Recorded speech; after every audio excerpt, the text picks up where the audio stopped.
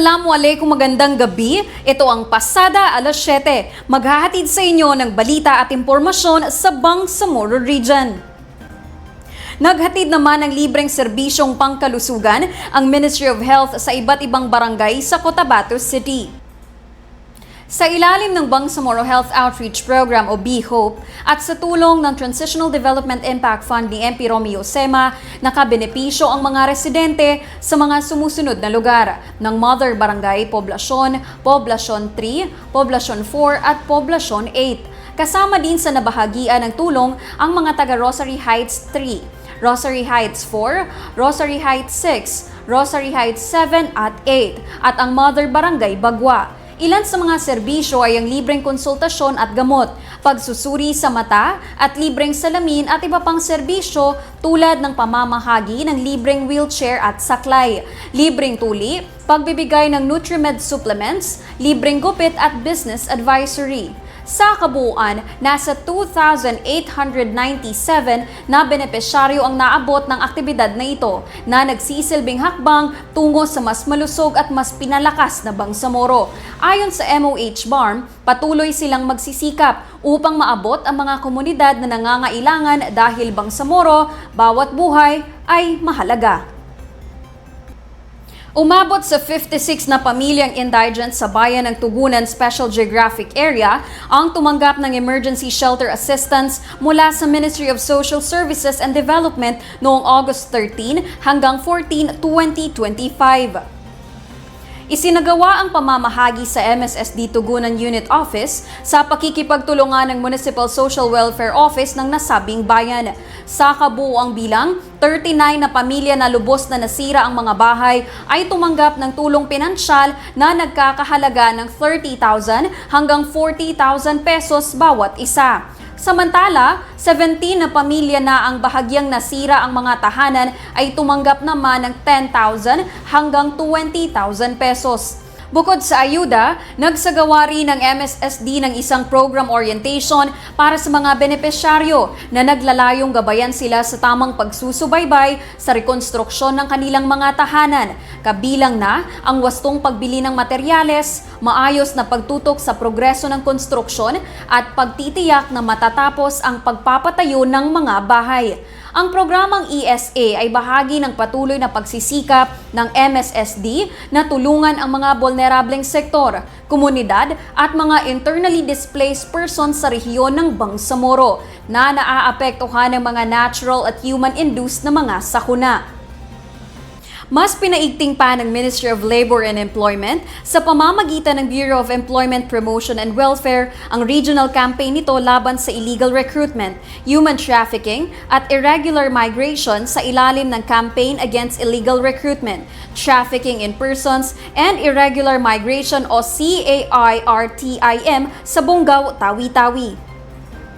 Formal nang itinurn over at in-install ng MOLE ang isang light-emitting diode television o LED TV unit sa Pantalan ng Bungaw noong August 11 kung saan tuloy-tuloy itong nagpapalabas ng mga audiovisual presentation hinggil sa mga panganib ng illegal recruitment, human trafficking, irregular migration at child labor. Layunin ng hakbang na ito na mabigyan ng tamang kaalaman ang mga commuters at mga gumagamit ng pantalan, lalo na ang mga nagnanais magtrabaho sa ibang bansa tungkol sa kanilang mga karapatan at mga panganib na kaakibat ng mga mapanlinlang na recruiter.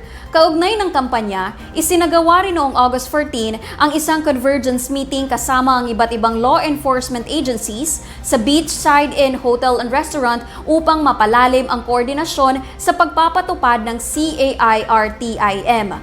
Iprenesenta sa mga ahensyang lumahok ang kabuuang layunin ng CAIRTIM, pati na ang Bangsamoro Autonomy Act No. 9 o ang Recruitment Agency Regulation Act of 2020 upang mas hikayati ng publiko na maging mapagmatsyag at mapalakas ang implementasyon ng batas para sa mga lokal at dayuhang recruitment agencies na nag-ooperate sa loob ng BARMM. Alinsunod sa mandato nito, patuloy ang MOLE sa pagbibigay ng edukasyon sa publiko at pagpapalalim ng ugnayan sa mga stakeholder upang maprotektahan ang mga manggagawang Bangsamoro laban sa pagsasamantala at pang-aabuso. Sa patuloy na pagsisikap ng Ministry of Interior and Local Government ng Bangsamoro Autonomous Region in Muslim Mindanao na palakasin ang kapayapaan at kaayusan sa mga pamayanan. Isang skills enhancement training tampok ang mga tagapagtupad ng seguridad sa barangay ang isinagawa bilang bahagi ng Sami Gambarm approaches na tumutugon sa Enhanced 12-Point Priority Agenda ni Chief Minister at kasalukuyang MILG Minister Abdul Rauf A. Makakua. Mula August 6 hanggang 9, isinagawa ng MILG ang ikatlong batch ng Skills Enhancement Training para sa mga barangay tanod sa Go Hotel sa lungsod ng Iligan. Dito ay pinagsama-sama ang mga presidente ng Liga ng mga Barangay at mga hepe ng tanod mula sa piling pilot barangays ng Lanao del Sur. Layunin ng 4 na araw na pagsasanay na paigtingin ang kakayahan ng mga barangay tanod na siyang unang tagapagtanggol ng seguridad ng pamayanan sa pagpapanatili ng kapayapaan, pagpapatupad ng lokal na batas at pagbibigay ng proteksyon sa mga residente. Bahagi rin ito ng pagtulong sa mga local government units upang mas maayos na makapaghatid ng pangunahing serbisyo sa mga mamamayan ng Bangsamoro. Tinalakay ng mga tagapagsalita mula sa MILG ang mahahalagang paksa gaya ng tungkulin at responsibilidad ng mga barangay tanod, pagiging sensitibo sa kasarian, tamang pakikitungo sa mga bata at kultural na angkop na pamamaraan sa pakikisalamuha sa mga katutubong mamamayan. Nagbigay rin ng mga praktikal na sesyon ang mga kinatawan mula sa mga ahensyang nagpapatupad ng batas at tumutugon sa mga emergency tulad ng BFP BARM, PNP ProBar at PIDEA BARM. Kabilang sa kanilang mga ibinahagi ay ang kaalaman sa first aid, kahandaan sa sakuna at ligtas na pamamaraan ng pag-aresto. Naging mas makabuluhan ang pagsasanay sa pamamagitan ng mga aktwal na pagsasanay at demonstrasyon kung saan naipamalas ang mga kalahok ang kanilang natutunan na maaaring agad na magamit sa kani-kanilang barangay.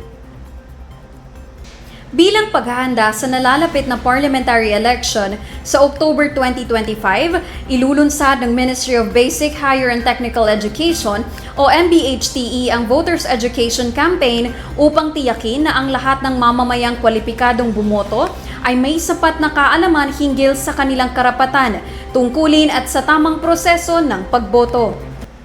Layon ng kampanya na itaas ang kamalayan ng publiko sa kahalagahan ng pakikihalahok sa eleksyon. Magbigay ng tumpak na impormasyon tungkol sa pagrehistro, pagboto at mga alituntunin ng halalan. Gayon din upang hikayati ng bawat isa na gumawa ng matalinong desisyon batay sa mapagkakatiwalaang impormasyon. Para sa epektibong pagpapatupad, naghahanap ang MBHTE ng 4,722 ground educators na mangunguna sa pagbibigay ng edukasyong pangbotante sa mga komunidad. Tatanggapin ang aplikasyon hanggang Agosto 24, 2025 sa pamamagitan ng Bangsamoro Job Portal. Ang mga ground educators ay magsasagawa ng seminar, workshop at pagbisita sa mga kabahayan upang ipaliwanag ang proseso ng halalan, tumulong sa pagrerehistro at magbigay ng tamang gabay sa pagboto. Sila rin ay may mangalap ng mga issues and concerns mula sa mga komunidad upang matukoy ang mga hamon sa electoral participation. Maaring mag-apply ang mga nagtapos ng high school o senior high school basta't nakapagsusumite ng personal data sheet, isang kopya ng valid government-issued ID at diploma.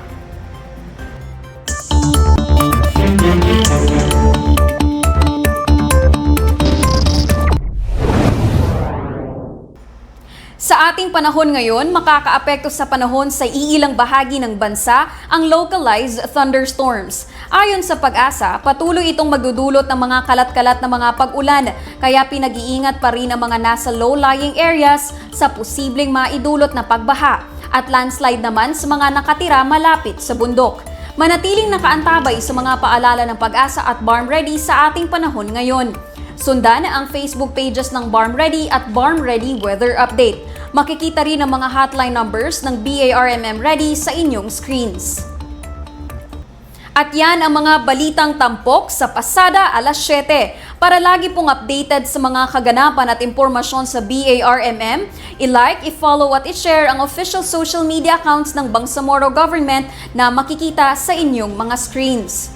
Mapapanood nyo rin ang episode na ito ng pasada alas 7 sa YouTube page ng Bangsamoro Government. Bisitahin din ang bangsamoro.gov.ph. Ako po si Yana Sanday ng Bangsamoro Information Office, naghahatid balita sa ngalan ng serbisyo publiko at moral governance. Maraming salamat po at pagpalain ang Bangsamoro.